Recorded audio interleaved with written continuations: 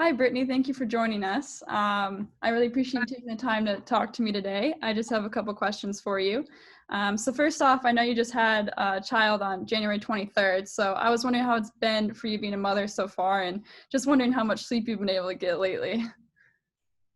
Well, regarding the sleep, she is like the best kid ever. She has been sleeping a lot since 10 weeks old.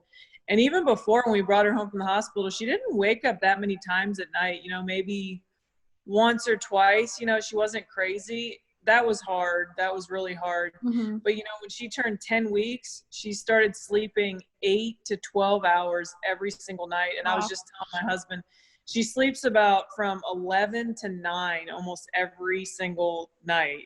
that's pretty nice. Crazy Yeah. because, as a mom, I check her like a million times before I go to bed. So Mm-hmm. I don't usually go to bed till midnight, and I get up about 8 or so. I don't have much going on right now, but that's a lot of sleep for having just a little baby. So she is really good. Yeah, that's But awesome.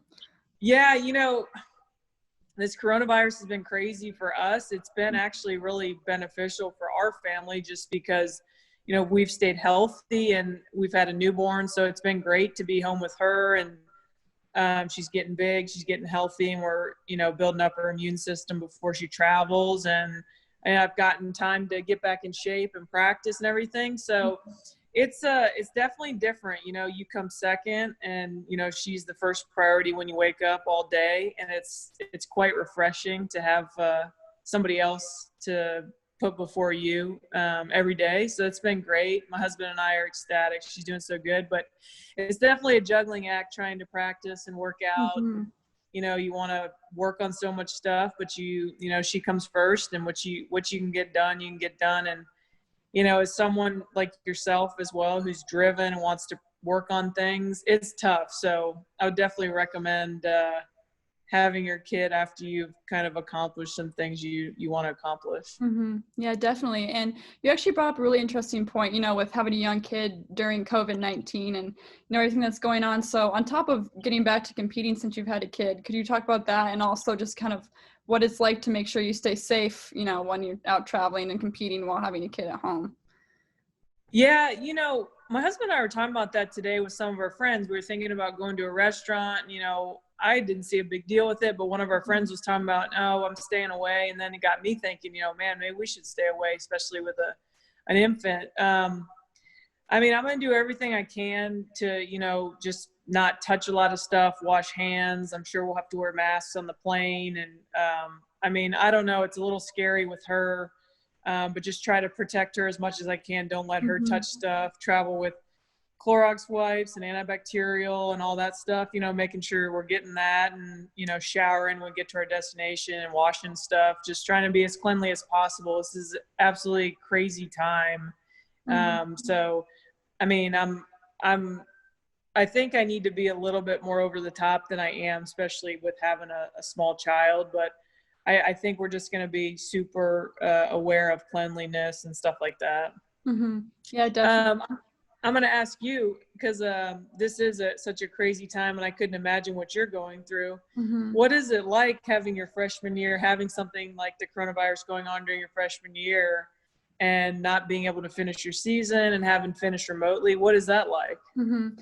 Yeah, it's obviously a big shock to not just myself, but everybody on the team. I remember we were actually heading to an event in Georgia, and we had gotten called back about an hour into the drive, and we had gotten back to campus, and we were having a team meeting together. And as soon as we walk out of the team meeting, we were checking our phones, and NCAA was like, the season's done. Oh And my I gosh. just remember us all sitting there together, and Karcher Ingram just like in shock for like 10 minutes, like nobody even That's talked. I insane.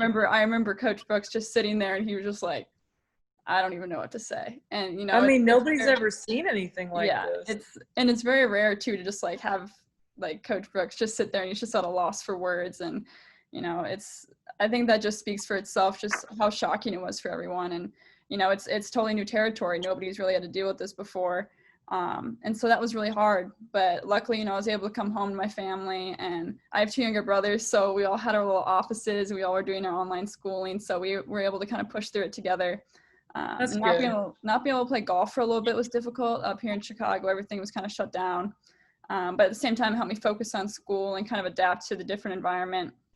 and now I'm able to start playing golf again. So it's all worked out. And I think it definitely makes me a lot more grateful for, you know, being able to have little things like go practice with your team every day and go to class and like see your classmates and stuff like that. So I'm looking forward to that in the fall. Well, good. I'm glad you had your family and everything worked out for it. That's good. I think through this time, I think people are going to realize a lot of things, you know, more, how should I say, grounded, more family based, and just things that are a little bit more important than, you know, running around day-to-day stuff that we used to do. I think, like you were saying, pushing through with your brothers, stuff like that. That's great. Yeah. So last year I played in my first U.S. Open, and I was one of the 7 that played. And I'm pretty sure it was your 15th U.S. Open, if I read that correctly. And so kind of what have you learned from year to year about performing your best at U.S. Open? And what about your learning really helped you shine through when you won the 2016 U.S. Open? Yeah, the U.S. Open is such a different beast than any other events we play.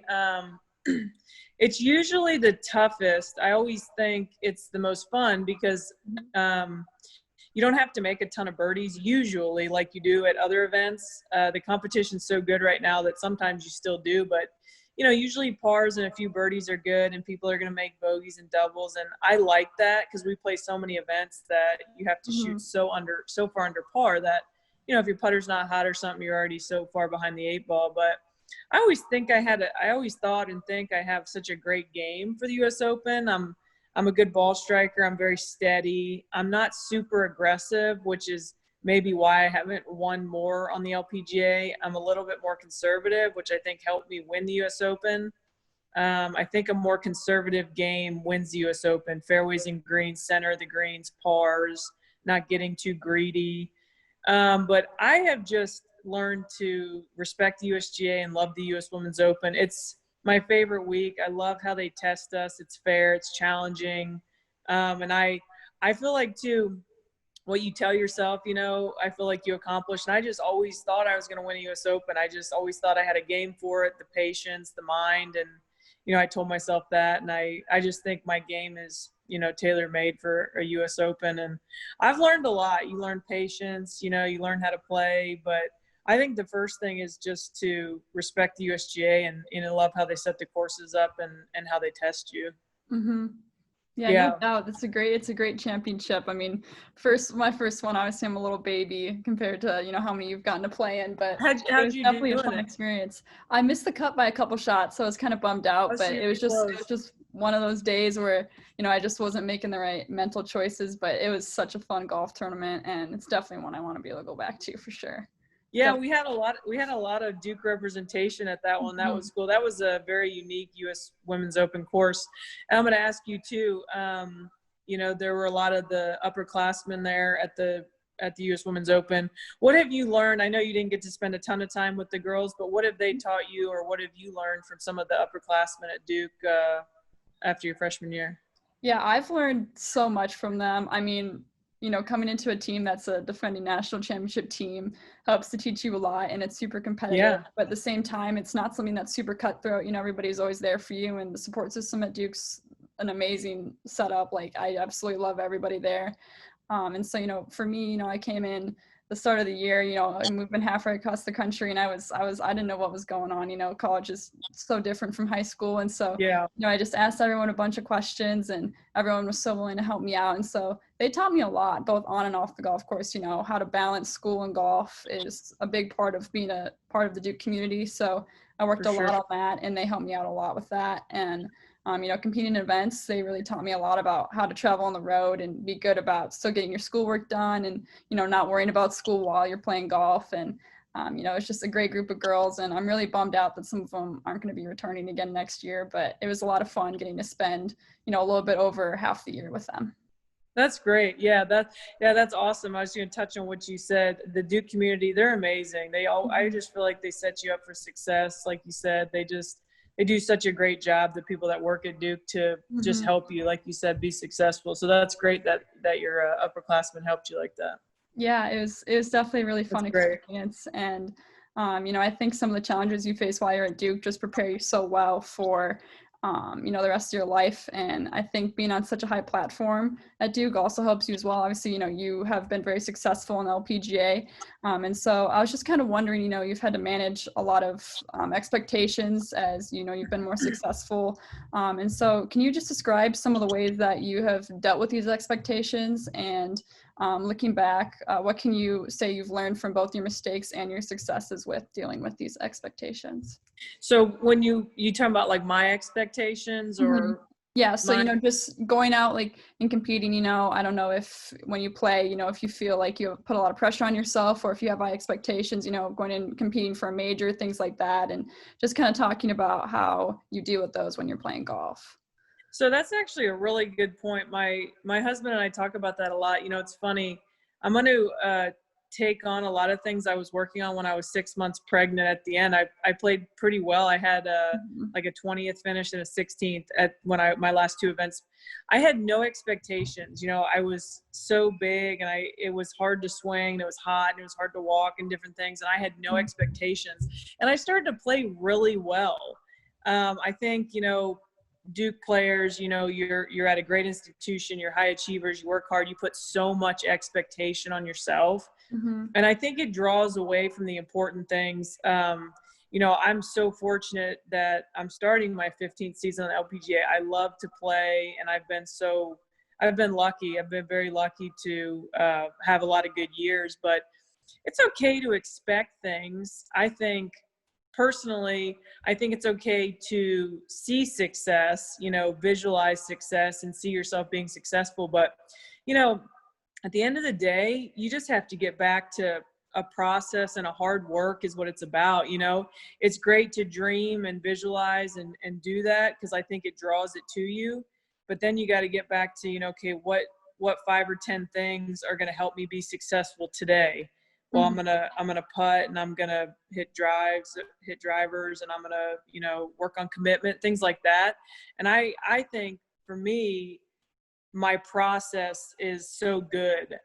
Each day when I wake up, I just work hard on whatever I need to get better at. And I think big picture is just not as important as your little nuggets and process of what's going to help you get better. And, so I would say that, for players wanting to make it, just, dream big and visualize your success, but each day, what can I do each day that's going to help me to get better? Those few things to break it down. And then to touch on your other question, what's helped me be successful? Was it has helped me be successful in hard times? Or just, Yeah.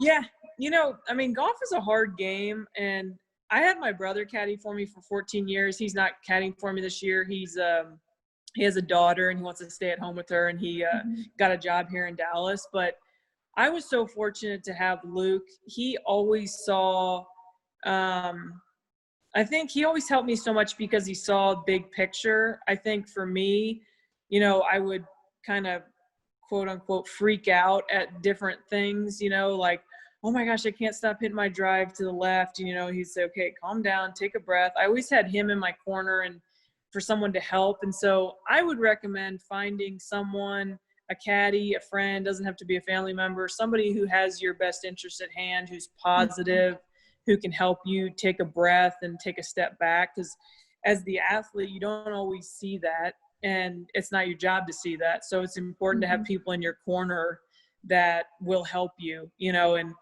family too. Family helps you. I have a really close family. Without my family supporting me, I probably wouldn't play at all on the LPGA. They travel with me. I have them. I don't have to miss them because they're with me. So I would say that, keeping a positive attitude, get someone in your corner, rely on your family, and put things in perspective too. Golf isn't everything. Golf is, it's a sport. It can be your job, but at the end of the day, if you don't get to play, everything's gonna be okay.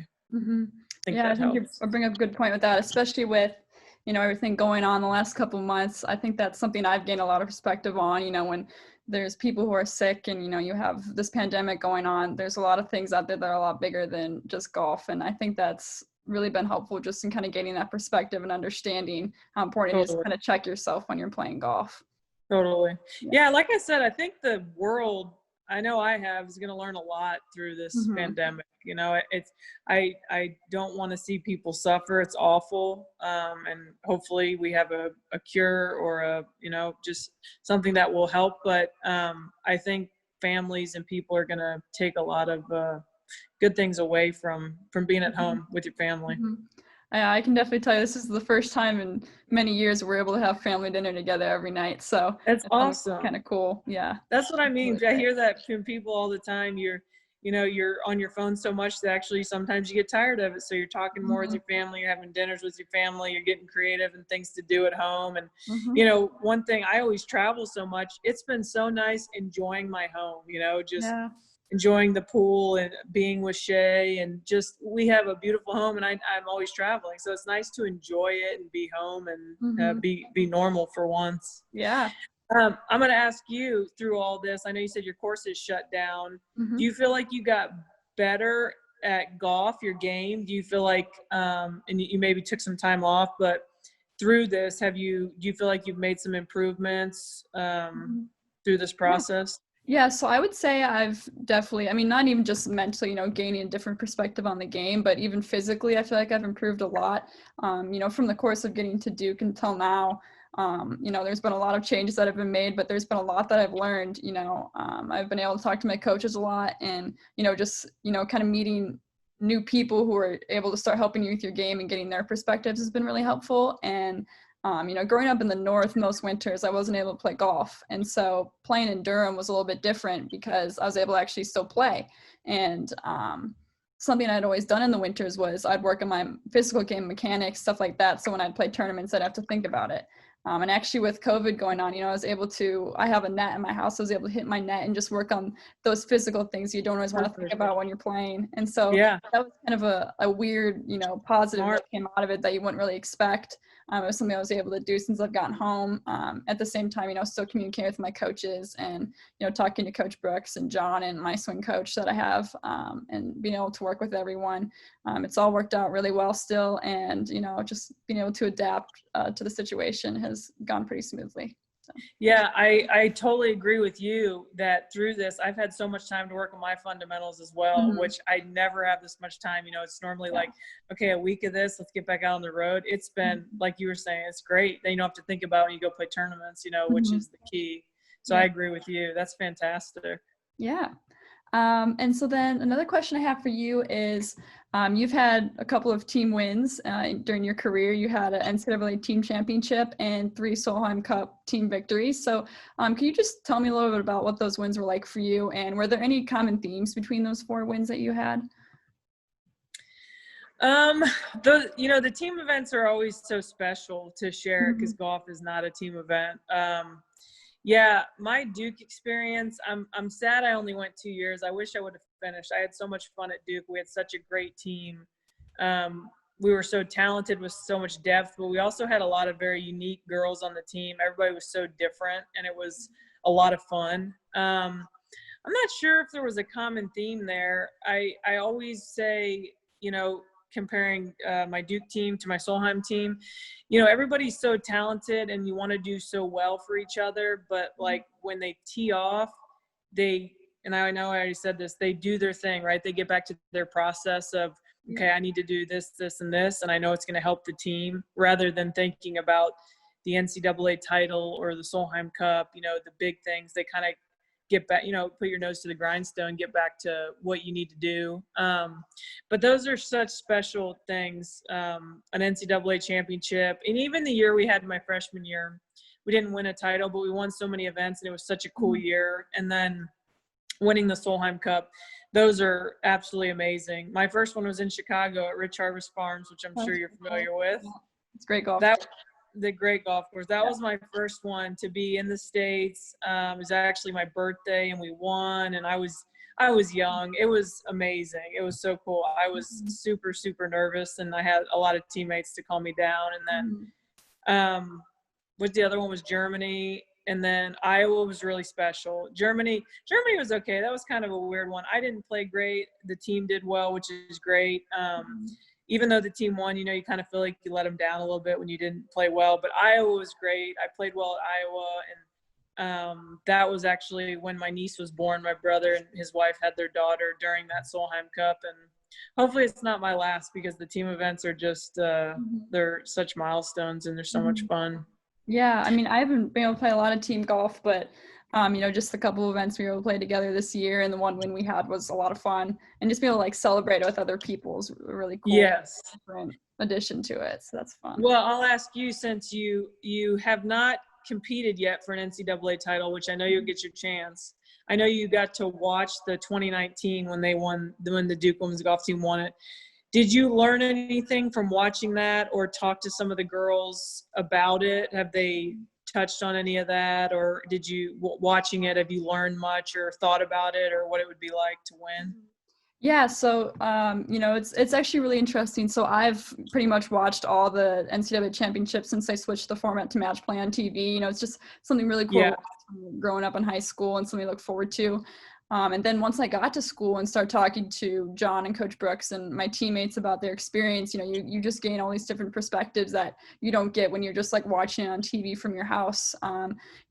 Certain things about the 2019 championship were so unique. They had dealt with a lot of interesting weather situations. They had a lot of weather delays, and talking about the importance of just being patient and just, trusting everything you're doing. And, it's a long week. And so the girls talked a lot about that, and, just playing every round, one round at a time, and not trying to get too far ahead of yourself, because during a long week like that, if you get too far ahead of yourself and start thinking about finals and stuff, then it becomes kind of exhausting. So they taught me a lot, and it was really cool to be able to just take in a bunch of information from them.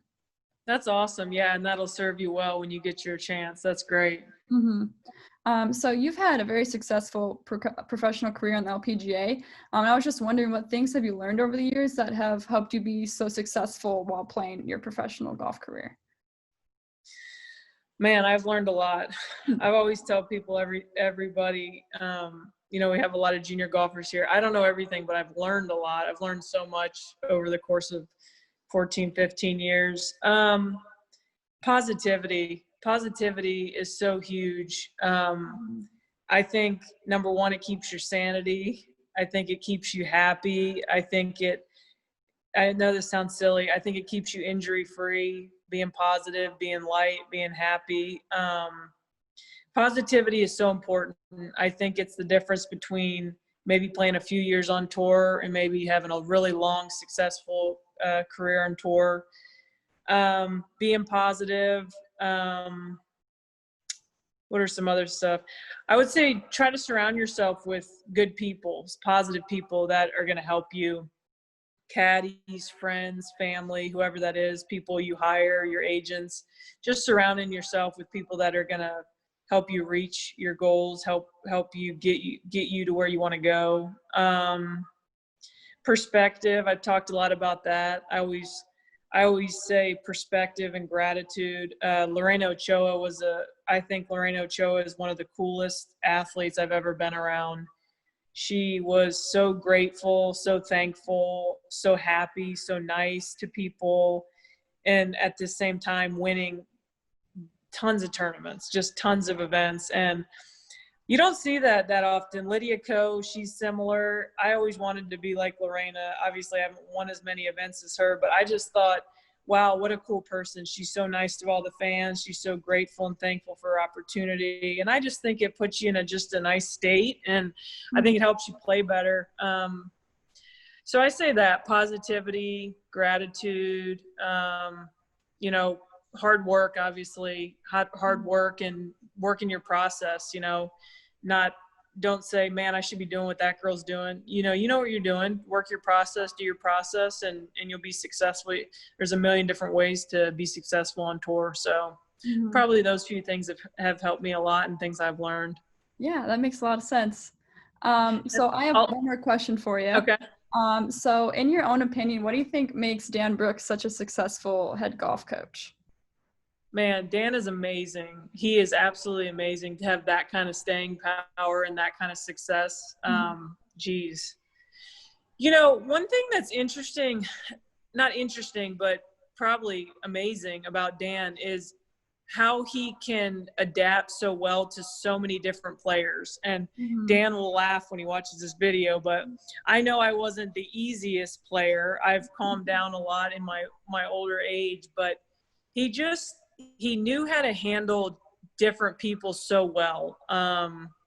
I think I was a little bit of a pain, and, you know, he kind of let me do my thing, because I think he saw that, you know, she needs to do her thing. She's part of the team, but, you know, she needs to do this. And then he would see other players who were part of our team. Well, maybe she doesn't need to practice as long, or maybe she needs more drills, you know. And I just think he's so good with adapting to what you need to be. Obviously, he's so successful with golfers. Everybody's so different. It is an individual sport.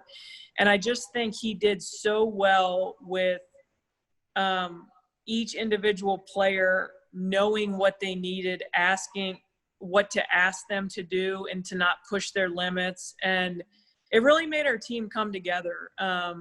It really did. And we had a lot of different girls. Everybody was so different, so unique, needed different things. And I think he knew that. And he's absolutely amazing. And he knew that. And it's really quite, I know I say amazing, but it is amazing what he can do with so many different girls, you know. And it can be hard, you know. You're coming in, you have a lot of successful players, you know, hard-headed, successful. They think they know what they're doing, you know, but you have to lead them. And he's done that for how many years now?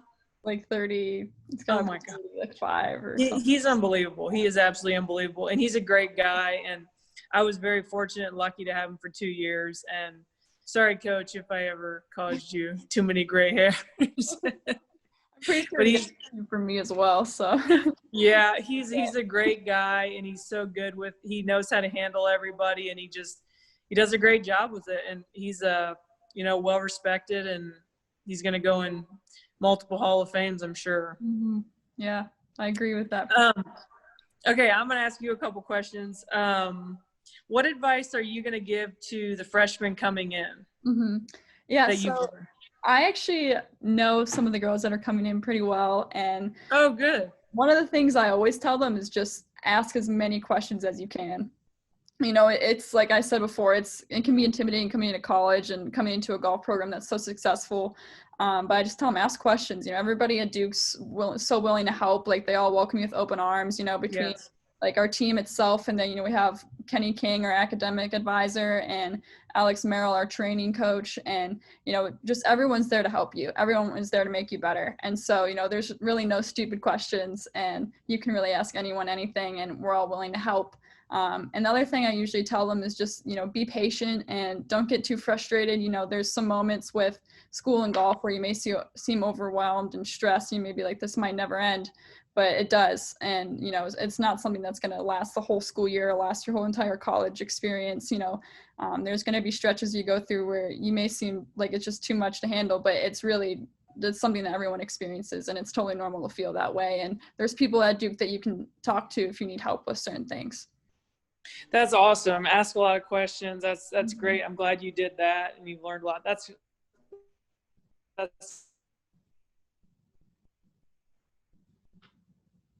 Uh-oh.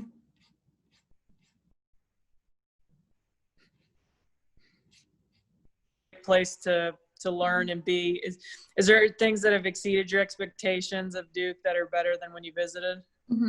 There's been so much. I mean, this is something, you know, I still think about today. When you get recruited, and I came in when I was a sophomore in high school, so your perspective then and the way you see the school is going to be a lot different than when you actually get to college and experience it. And, you know, just the whole entire atmosphere, you know, it's just incredible. You know, like I said, everyone's just so welcoming and so supportive. And, you know, a lot of the people at Duke, you know, they see the women's golf team and they are very like respectful, and, you know, we've earned that respect. And I think it's really cool to be able to walk around campus and, you know, just like, you just feel at home. And that's something that exceeded my expectations beyond belief. You know, that was a place that I fell in love with immediately, but I just never expected for, you know, it to just be a place where, you know, everyone's just like, they're at home. You know, it's just such a great place to be. And that was probably the biggest thing that I noticed once I got there. And, you know, even just things like, you know, Coach Brooks, with him handling our team and our practices, was something I thought was really cool. You know, we're not one of those teams that practices all day. You know, we have schoolwork and we have to have a balance, and Coach Brooks is really great with that, and he's really good about helping us manage our time, and that was something that I absolutely loved and I thought was really cool. So that was something that also really exceeded my expectations. That's funny. I totally agree with you. I was nervous going into school there. How am I going to balance golf? And, you know, Duke's a tough school. When you show up there, they want you to be successful, and they do everything in their power, like you said, to be on your team, to be a family.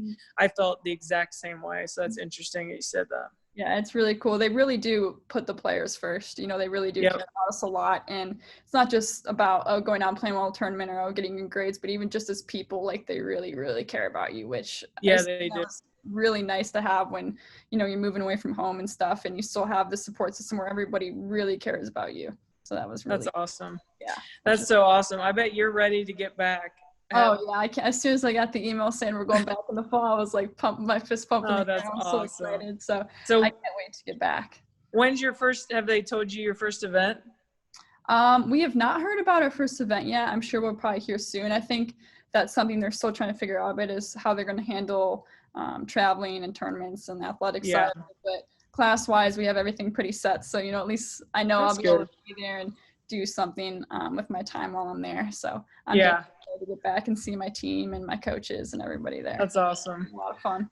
Yeah. Well, that's so awesome. Well, do you have any more questions? I think I'm out. I think you did a great job answering everything. You know, it was really cool. I was thinking about it when you're talking about Rich Harvest Farms. I actually went there and watched the practice rounds when I was a little girl. And did you? So I was probably my children didn't realize it. And you know, I remember watching the 2016 U.S. Open, and you know, it's really cool to just be able to talk to you now and just learn so much from you. And I really appreciate all the time you've spent today just talking to me and answering. Yeah, no problem. Well, I hope I can help in the future. I tell people I don't know everything, but I've learned a lot. And any way I can help, you know, a fellow Dookie or up and coming juniors, you know, I'm happy to help. Yeah, well, thank you so much. I hope, you know, you and your little baby and everybody's able to stay safe during this time. Thank you. I wish you the best of luck with the rest of your events this summer. Thank you, Megan. Good luck to the team. Tell everybody I said hi. I will. Thank you. Okay.